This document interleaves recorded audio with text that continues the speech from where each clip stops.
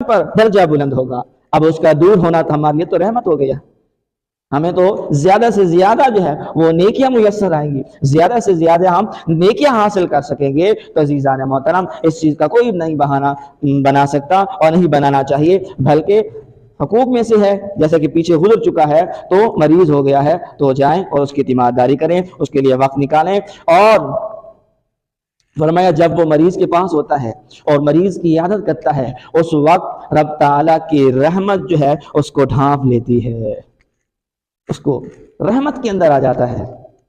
ایک مقام پر یہ بھی ہے, وہ دریا رحمت میں غوطے لگاتا ہے, اور جتنی دیر وہ بیمار کے پاس بیٹھتا ہے, مریض کے پاس بیٹھتا ہے, اسے بات چیت کرتا ہے, فرمایا گویا کہ اتنی دیر وہ دریائے رحمت میں غوطہ زن ہے.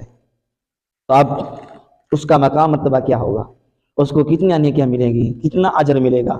آخری حدیث پاک سنیں.